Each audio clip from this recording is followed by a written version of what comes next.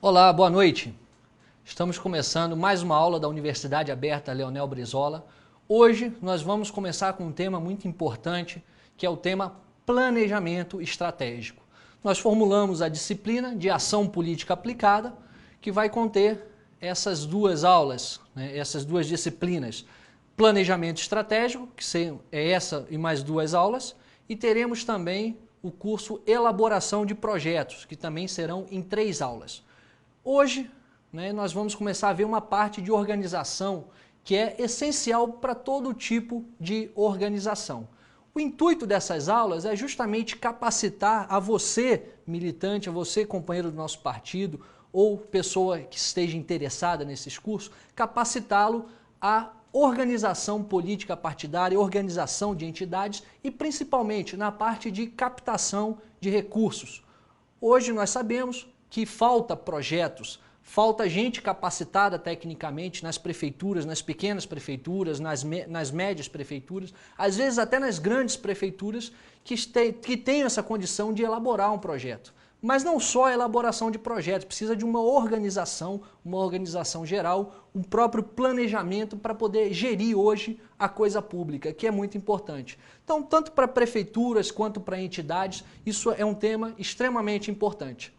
Hoje a nossa aula é ao vivo, você pode participar através do 0800 704 3464 ou enviando perguntas para o nosso e-mail, que é perguntas@ulb.org.br, ok? Nós vamos fazer essa aula hoje, ao fim da aula nós vamos ter uma atividade prática, e a tendência agora das nossas aulas é justamente seguir isso, atividade prática, atividade teórica, seguido da atividade prática, para a gente poder trabalhar essa parte também de certificação, porque aí a gente tem como avaliar o aprendizado e poder certificar aos que estão hoje acompanhando as nossas aulas, aos que estão inscritos, aos que estão matriculados, ok?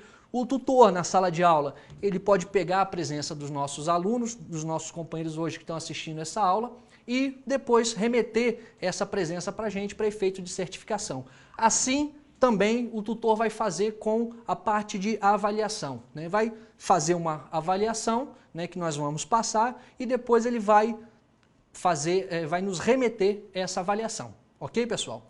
Então vamos à nossa aula de hoje, Fundamentos de Planejamento Estratégico. É importante ressaltar que nós vamos trabalhar uma metodologia de planejamento estratégico. É uma metodologia simples, porque nós entendemos que a necessidade principal, a necessidade que nós temos hoje é de começar a trabalhar novos conceitos dentro da organização política, dentro da organização partidária. Criar uma cultura de organização e de planejamento que nós sentimos que hoje faz bastante falta. Então nós vamos trabalhar uma metodologia que é uma metodologia muito tranquila, muito fácil de ser aplicada.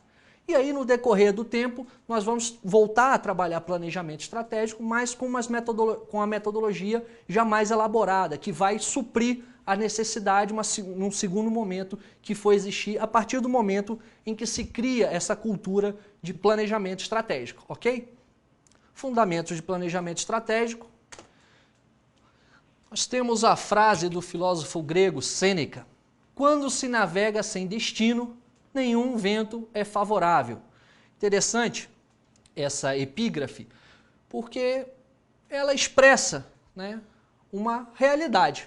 Quando você não sabe o que você quer, você não sabe aonde você quer chegar, dificilmente você chega.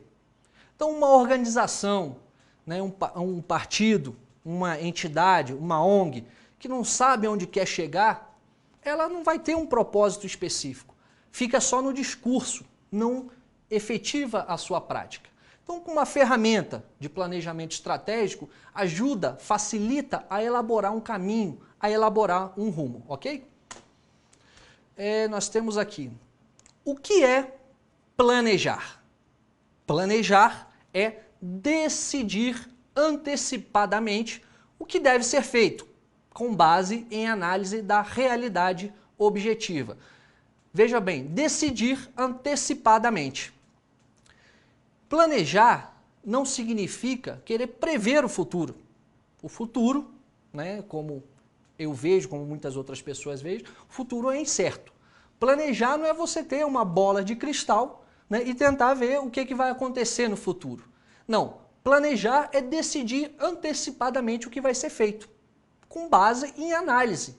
Porque vamos supor, eu, né, na minha humilde, nos meus humildes recursos financeiros, quero, por exemplo, velejar pelos mares. Ótimo, é possível isso? É possível. Vou precisar ter um barco, um iate, um veleiro. Agora, quanto é que custa isso? Custa muito caro. Hoje eu particularmente não tenho condições e não conheço pessoas, né, que tenham condições de, por exemplo, comprar um iate, comprar um veleiro para navegar. Agora, objetivamente, esse meu sonho, essa minha vontade, mesmo que ela tenha sido decidida, ela vai ser muito difícil de ser realizada. Então, por isso que é importante a gente decidir antecipadamente o que deve ser feito, mas, entretanto, com base na análise da realidade objetiva. Hoje, objetivamente, eu não tenho como comprar um veleiro.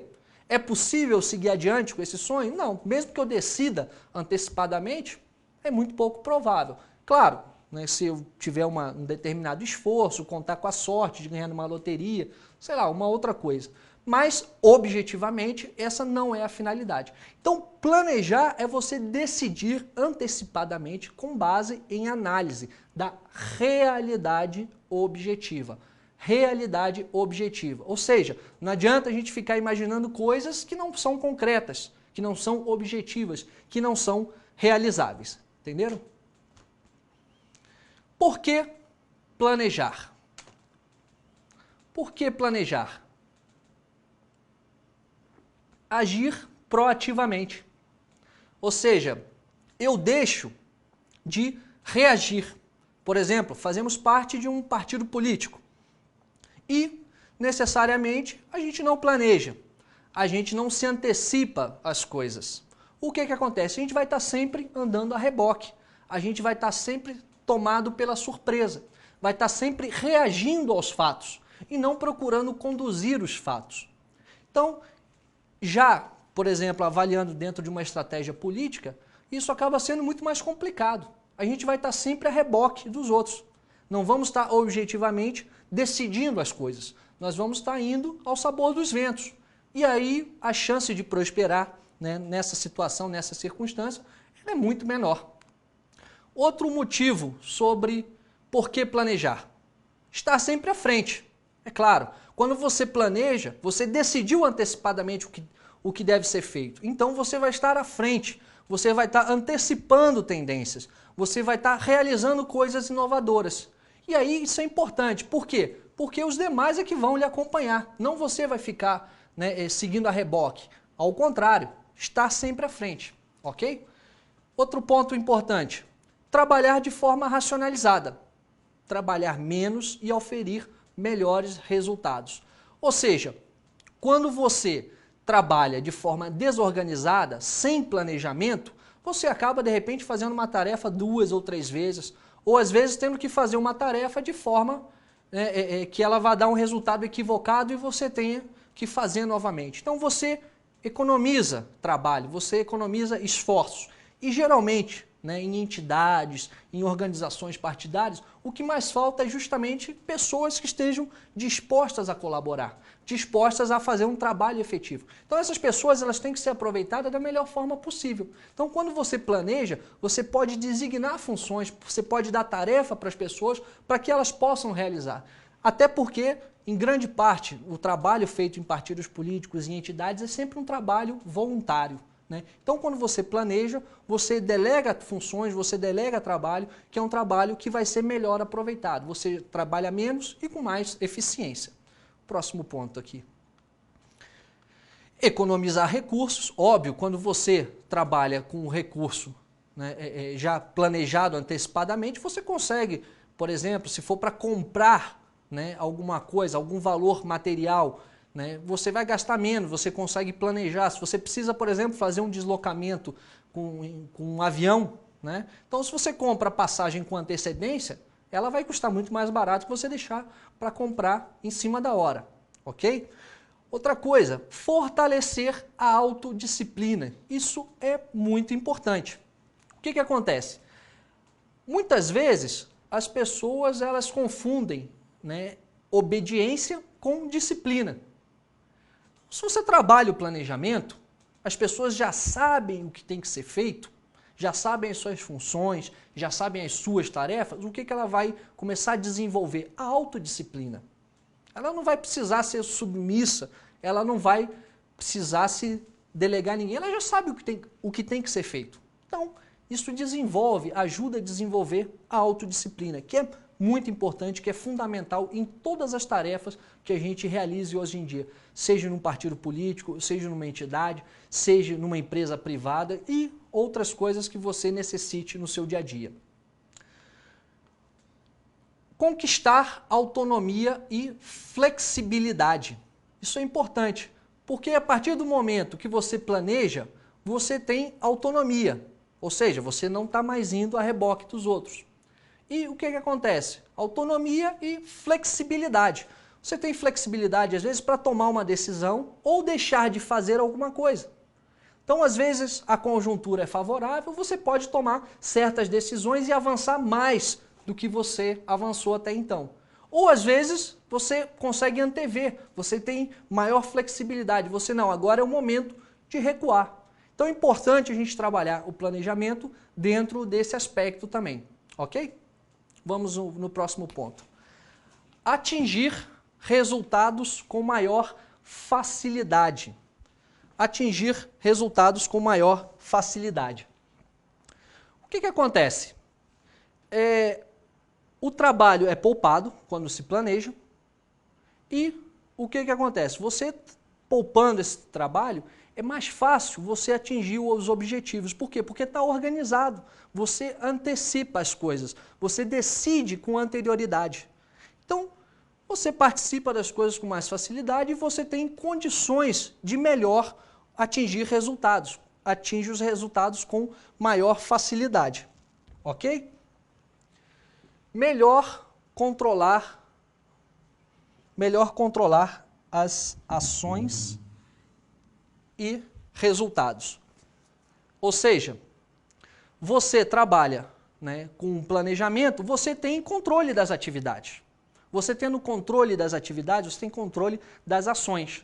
Você sabendo o que tem que ser feito, óbvio que você espera um determinado resultado. Então isso facilita. Facilita para quê? Para controlar também os resultados. Então, por exemplo, determinada tarefa foi delegada para um determinado companheiro. Ele tem um prazo para realizar aquela tarefa.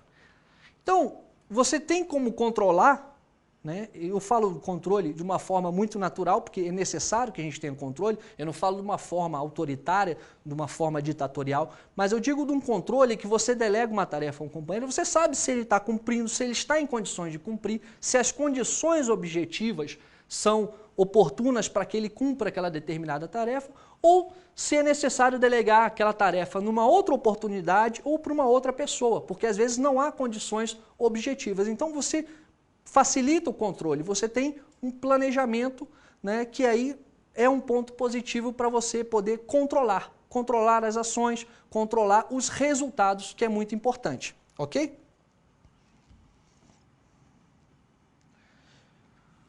Você tem aqui, né, facilitar a tomada de decisões.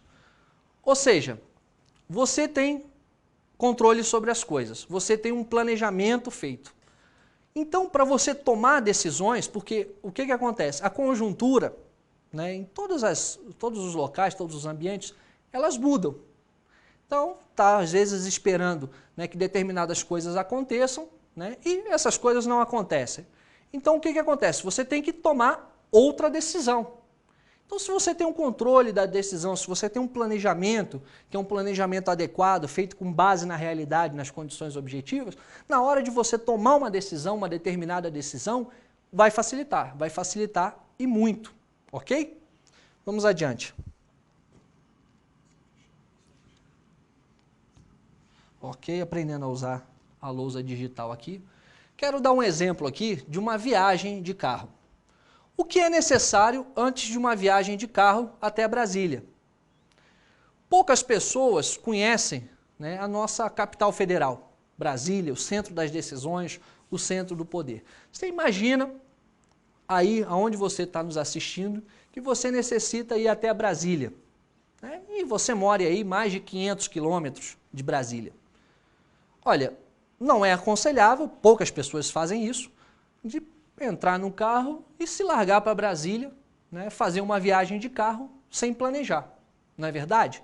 Então o que acontece? Você quer ir, por exemplo, do Nordeste para Brasília, você vai ter que planejar minimamente. Primeiro, como é que você começa? Começa planejando a manutenção do veículo. Os pneus estão em condições, os amortecedores, freios, se está tudo, documentação está regularizada.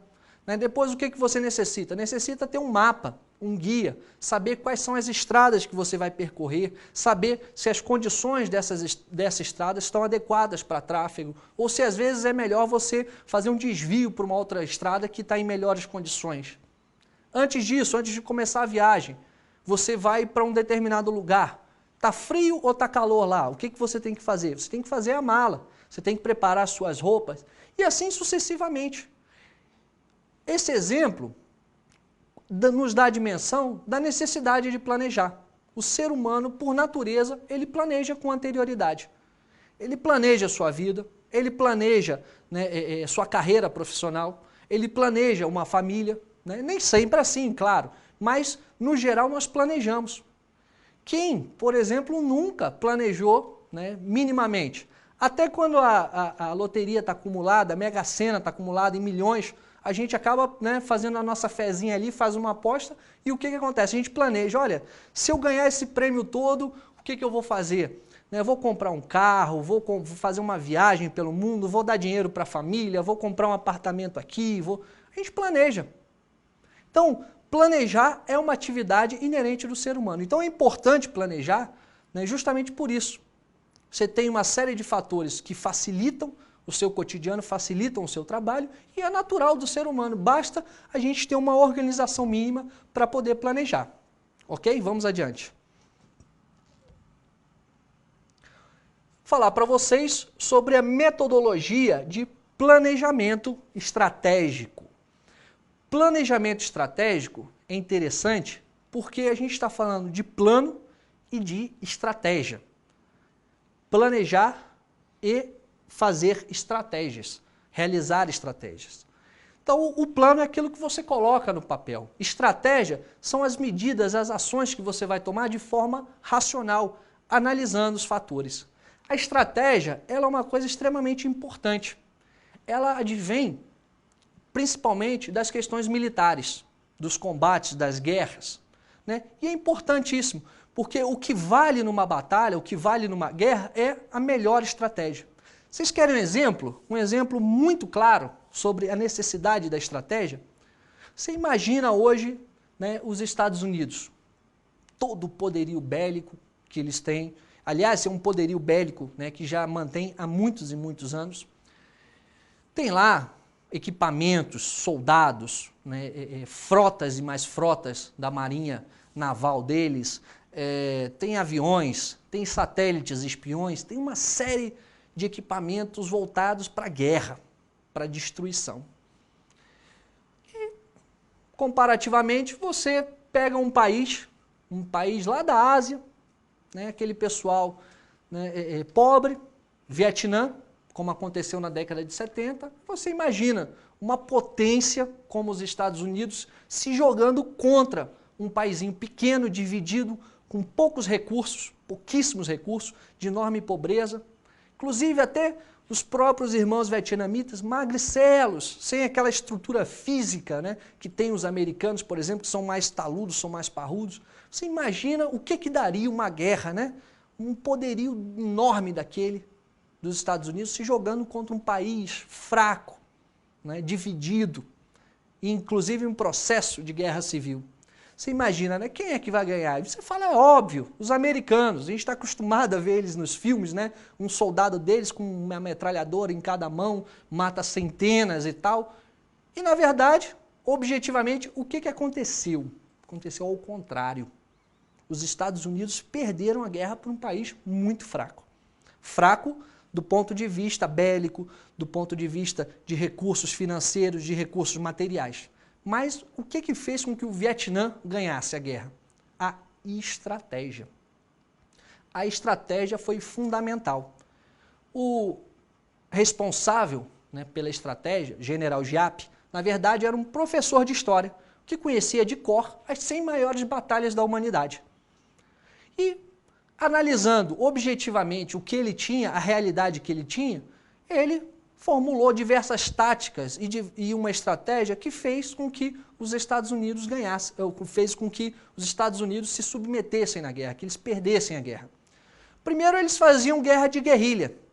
Passava aquela tropa super bem equipada, um monte de soldados, né? E o que eles faziam? Desferiam ataque de cima das árvores. Detonavam os soldados ali, aquela tropa que estava passando, e rapidamente sumiam. E assim foram. Aí os Estados Unidos viram, olha, vamos, né, acabar com essas árvores aqui. Bombardearam napalm, o agente laranja, desfolharam as árvores todas e tal. Pronto, agora a gente ganha a guerra. Vamos usar a nossa superioridade bélica, a nossa superioridade militar. E aí o que aconteceu? Eles refizeram a estratégia deles, mudaram as táticas. Passaram a cavar túneis pelo subsolo. Desferiam o ataque da mesma forma. Apareciam do nada, surpreendiam os americanos e voltavam para as tocas. Foram construídas verdadeiras cidades subterrâneas. Inclusive, essas cidades subterrâneas eram becos, né, que sem saída, ou com saídas, por exemplo, com armadilhas que os soldados americanos entravam atrás, se perdiam lá dentro, acabavam, né, se estourando em cima de uma granada ou caindo num buraco cheio de bambus espetados, com pontas, né, voltadas para cima. Enfim, a estratégia utilizada pelos vietnamitas fez com que a maior potência bélica do mundo fosse derrotada. Então, planejar, a gente tem que levar do ponto de vista das nossas condições materiais e das nossas condições objetivas. Então você usa uma estratégia, você cria um plano, utiliza as estratégias e aí pouco importa o nível de forças, porque aí você tem facilidade para o confronto. Você tem, mesmo que a outra força seja uma força superior, você tem condições de melhor combatê-la e inclusive de derrotá-la. Por isso que é importante o planejamento estratégico. E aí eu estou falando também no âmbito da política. A política é necessariamente o emprego de forças. Não forças militares, não forças bélicas, né? Não é feita com sangue, né? Como é a guerra. Mas a política é de fato força, é utilizar força. E se a gente não tem objetivamente força, a gente tem que usar uma boa estratégia para poder seguir adiante, para poder vencer nesse cenário político, ok? Vamos adiante.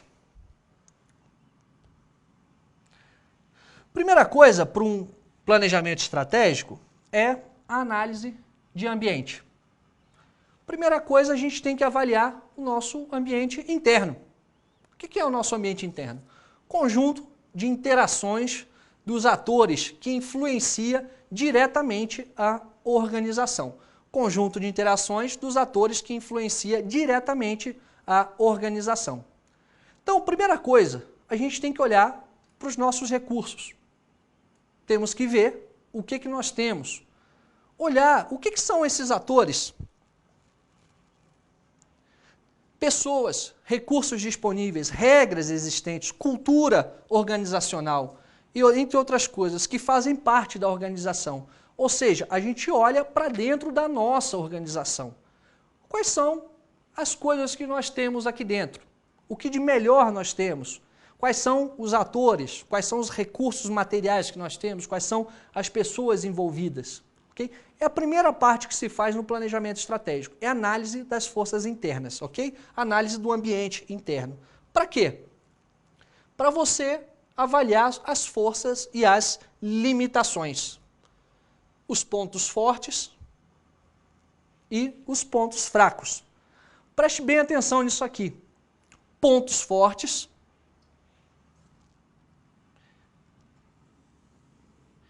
que são o quê? As nossas forças, as nossas qualidades, né? O que é que nós temos de bom, o que é que nós temos, né, de melhor. Isso tem que ser mapeado. E avaliar também os nossos pontos fracos. Então, de forma tranquila, de forma racional, de forma lúcida, ou seja, não ser de forma emotiva, a gente tem que avaliar quais são os nossos pontos fracos. Por exemplo, olha, a nossa estrutura, por exemplo, financeira, os nossos recursos financeiros são recursos baixos. Então não adianta a gente fazer um plano, por exemplo, que olha, nós vamos montar uma rede de computadores, vamos montar uma rede de telesalas no Brasil todo. Não. Temos um ponto fraco. Qual que é o nosso ponto fraco? Parte de recursos financeiros. Não que isso, eu estou dando um exemplo, não que seja necessariamente. Determinados municípios, determinadas entidades, né, têm bastante recurso financeiro que pode empregar. Mas supondo, né, que nós temos que avaliar com clareza os nossos pontos fracos. Às vezes, por exemplo, a nossa parte de organização burocrática, né? Olha, a gente não tem, por exemplo, lá a lista de filiados no nosso diretório. Isso acontece muito. É um ponto fraco? É um ponto fraco. Né? Precisa ser corrigido? Precisa ser corrigido. A análise do ambiente interno, ela serve justamente para isso.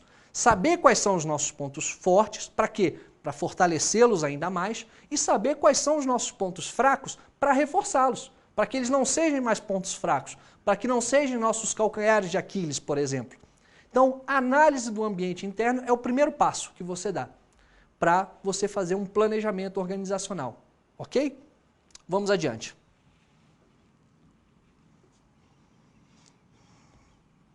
Análise de ambiente, você tem o ambiente externo. O ambiente externo é o conjunto de interações dos atores que influencia direta ou indiretamente a organização. Um exemplo. Quais são esses atores?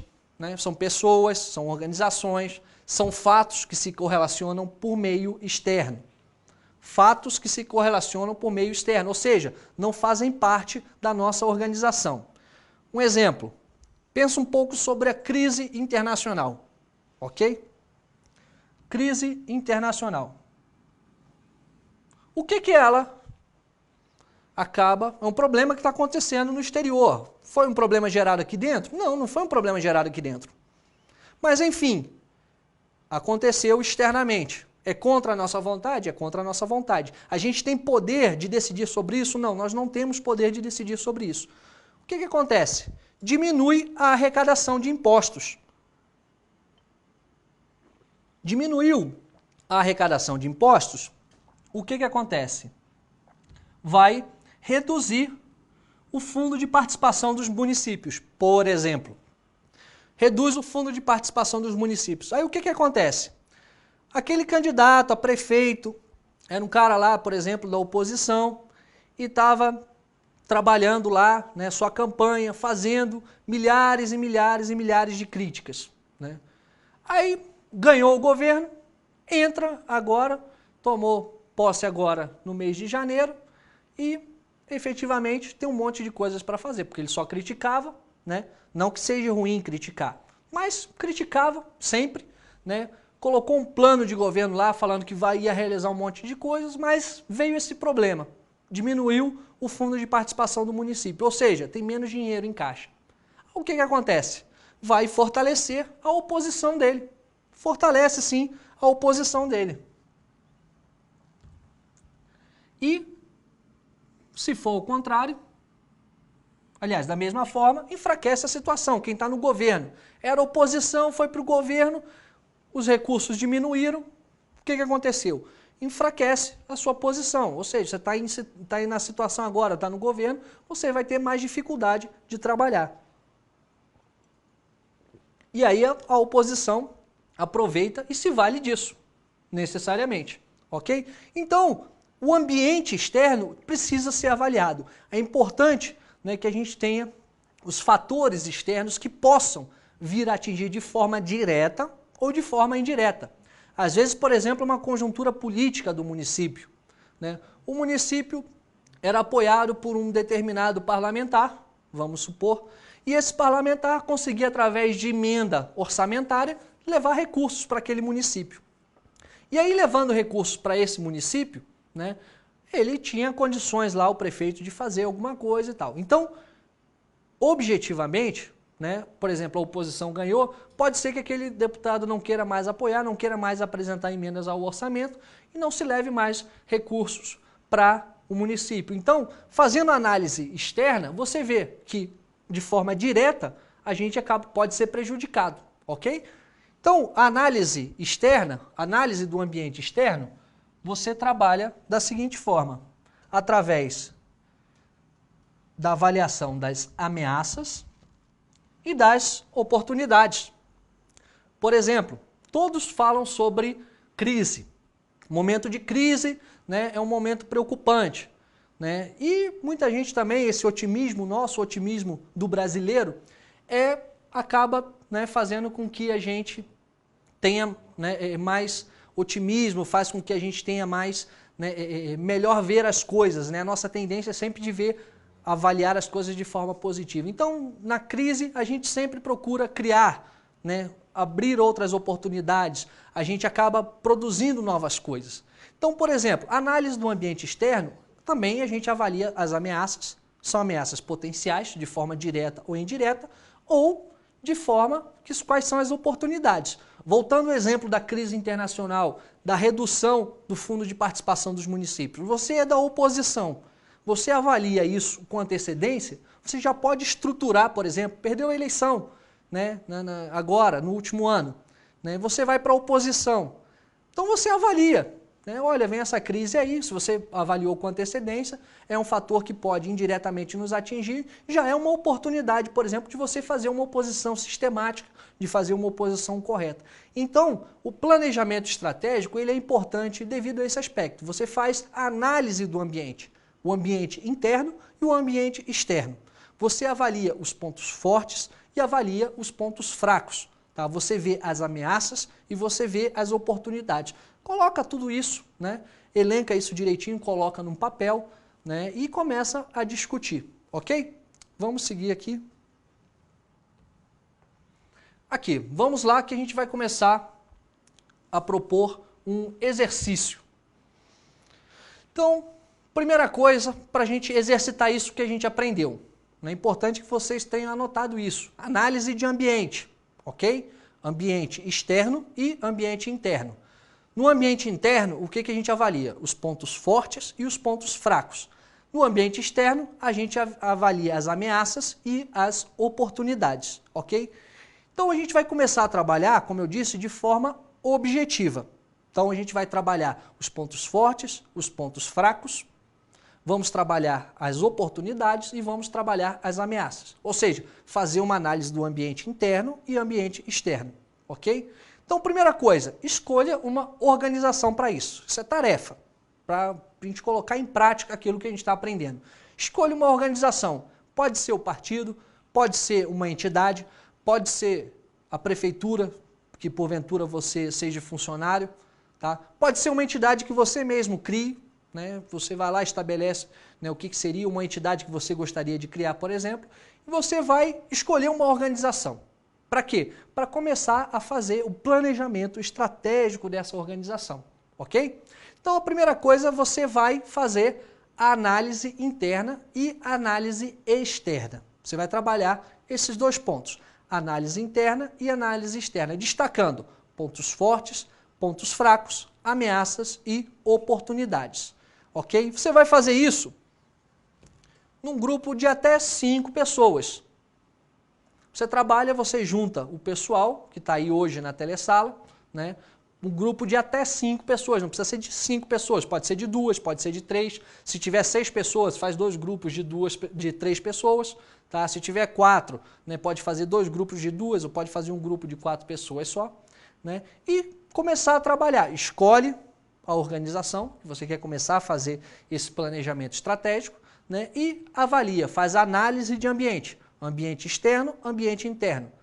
As forças, os pontos fortes, os pontos fracos, as fraquezas da entidade, as ameaças e os riscos. Começa a trabalhar isso e coloca no papel.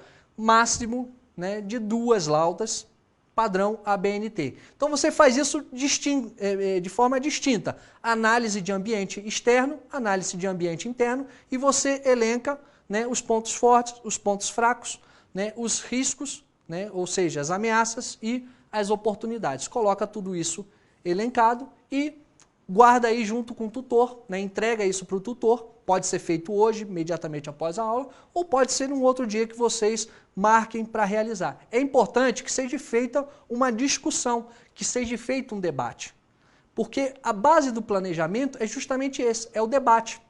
O planejamento você trabalha no coletivo. Não adianta, por exemplo, eu determinar, você escolheu aí, por exemplo, fazer o planejamento do partido no seu município.